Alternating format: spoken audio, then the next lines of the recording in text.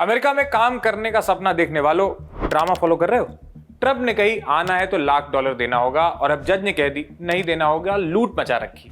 ये मैंने आपको H-1B वीजा पर चल रहे विवाद की लेटेस्ट अपडेट का सबसे खराब वर्जन दे दिया है। इसके बाद इसको अच्छे से सजा के सीरीज में शुरू से बताता हूं ताकि ट्रंप से पहले उनके क्या प्रोविजंस थे, उनके आने के बाद क्या बदला, जज ने क्या कहा, हर वो डिटेल जो एक व्यक्ति जिसके इसमें स्टेक हो न हो उसके जानने के लिए काफी हो जाए। सबसे पहले थोड़ा बेसिक, H-1B वीजा है क्या? जब से यह खबर आई आपको कई लोगों ने बता दिया होगा, मैं बता देता हूं। In 1990 the US Congress created a special visa programme to hire skilled talent from around the world for their companies. शर्त तो बस बैचलर्स डिग्री भर की थी, लेकिन ये असल में स्पेशलिटी ऑक्यूपेशन यानी खासे पढ़े लिखे पेशों के लिए था। Software engineers, doctors, researchers, professor, ये सब दुनिया भर का टैलेंट चाहिए था, तो दे वर वेरी पिकी। इसलिए हर साल सिर्फ 65,000 वीजाज इशू किए जाते थे। लेकिन अमेरिका को सबको जाना है, इसलिए एप्लीकेंट्स होते थे लाखों में, तो उन्होंने लॉटरी वाला सिस्टम लगा दिया। वीजा मिल गया तो 6 साल तक की छुट्टी, ये मैक्स लिमिट होती है। लॉटरी वाला सिस्टम को एक समझने के लिए एक बेसिक एग्जांपल आपको मैं देता हूं। मान लीजिए आप अक्टूबर 2026 में काम शुरू करना चाहते हैं, तो आपकी कंपनी 2026 के फरवरी मार्च में रजिस्ट्रेशन भेज देगी। मार्च में कंप्यूटर लॉटरी होगी और चुने गए लोगों को अप्रैल में पिटीशन दाखिल करनी होती है। अगर चुन लिए गए फाइनली तो 1 अक्टूबर से काम चालू। इस प्रोग्राम के जरिए Amazon, माइक्रोसॉफ्ट, गूगल, मेटा जैसी टेक जाइंट्स ने अपने दफ्तर भर लिए। टाटा और इन्फोसिस जैसी इंडियन आईटी कंपनीज ने भी इसका खूब इस्तेमाल किया। मार्केट की कोई राजनीति नहीं होती है, बस एक मुनाफा, जैसे मिले जहां से मिले। मगर ट्रंप तो ट्रंप है, उनको अमेरिका को ग्रेट बनाना है, मगर केवल अमेरिकियों के साथ।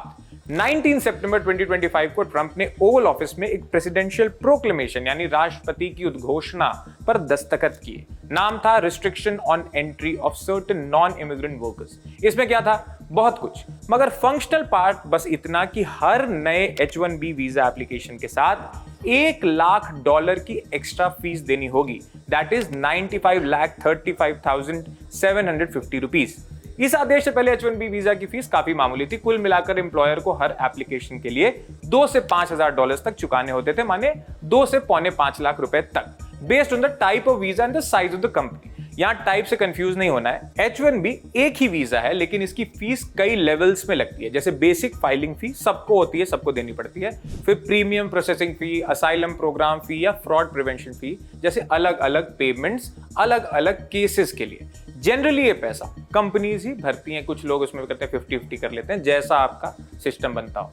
लेकिन फिर आ गए ट्रंप और उनके फरमान। उनका लॉजिक था कि H-1B programme was being misused for decades. विदेशियों के चक्कर आमची अमेरिकियों का नौकरी जो है वो छीनी जा रही है।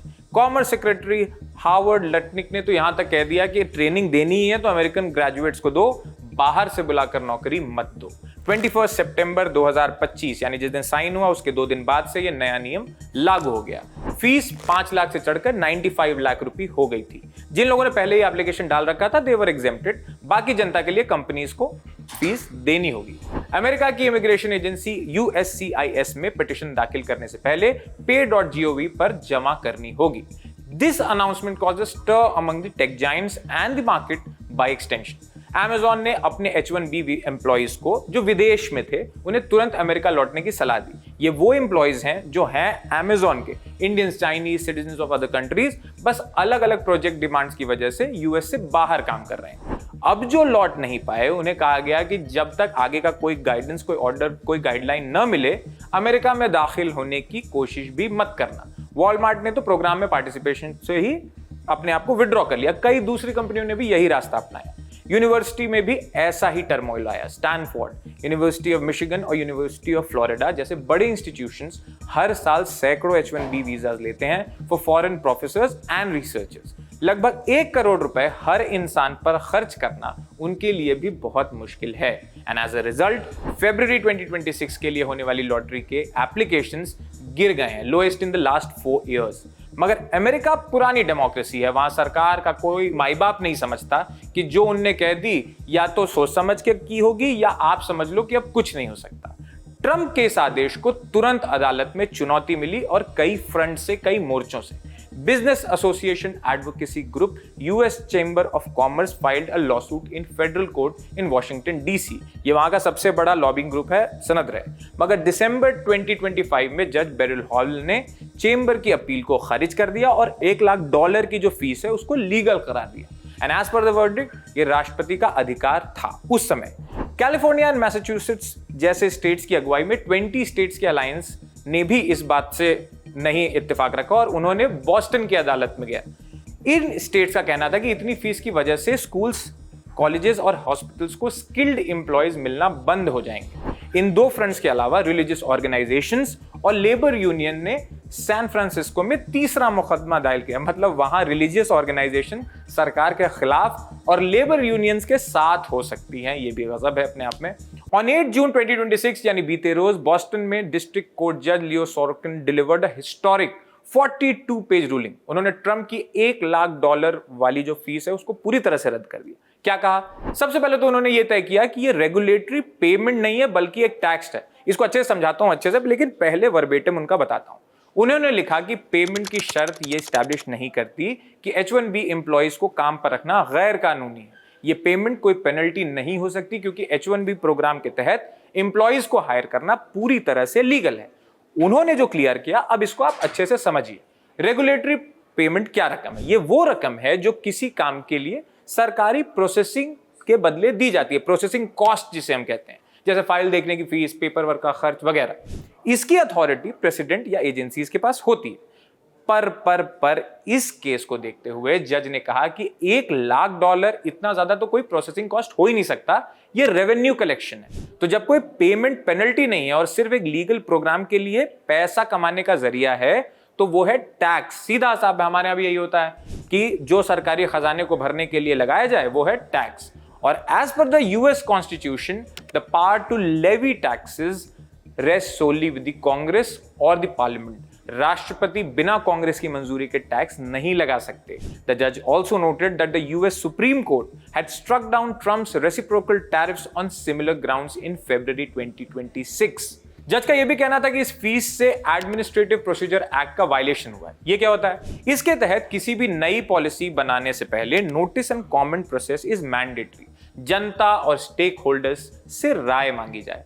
पर ट्रंप किसकी राय? I think this is another slap on the face of President Trump from the American court, because he has been bullying the whole world with his policy, with his own individual decisions he has been taking in violation of the American Constitution.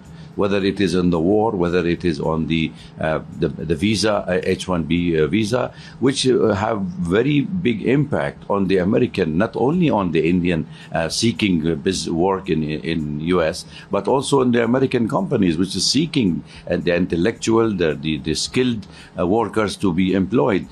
So now it will have a big impact on his immigration policy. However, I believe that this is going to be a debate, whether it is a Republican or whether it's a Democratic, for the time to come. और इसी के साथ district court के जज ने इस policy को ही vacate यानी रद्द कर दिया पूरे देश में। फैसले के बाद व्हाइट हाउस के स्पोक्सपर्सन टेलर रॉजर्स ने कहा कि ट्रंप उनको तो रोक सकते ही हैं जो अमेरिका के इंटरेस्ट उनके हित में नहीं है। अपील भी करेंगे और कॉन्फिडेंट भी हैं कि फैसला पलट जाएगा। ट्रंप ने भी न्यूयॉर्क में एक रिपोर्टर से बात करते हुए इस फैसले की आलोचना की। तो अब आगे क्या? This matter will not stop here. Appeal होगी, ट्रंप एडमिनिस्ट्रेशन करेगा अपील। और इससे पहले 2025 में डीसी की अदालत ने फीस को कानूनी माना था, ये मैंने आपको बताया, और अब बॉस्टन ने इसको गैर कानूनी बताया है। इसे कहते हैं सर्किट स्प्लिट। दो अलग अलग अदालतों के उल्टे फैसले। ऐसे मामले अक्सर अमेरिका में सुप्रीम कोर्ट तक जाते हैं, पहुंचते हैं। तब तक एक सवाल बच रहा है कि जिन 2 लाख से ज्यादा एप्लीकेंट्स ने $1 लाख की फीस चुका दी थी, उन्हें पैसे वापस मिलेंगे कि नहीं। होमलैंड सिक्योरिटी ने अभी तक इस पर कोई जवाब नहीं दिया है। आप जेब में आ गए, हम देखते हैं क्या कहते हैं। अब एक और जरूरी सवाल जिसके लिए आप शायद ये वीडियो देख रहे होंगे, what does it mean for Indians? IT professionals, doctors, engineers, thousands of Indians travel to the US every year on this visa.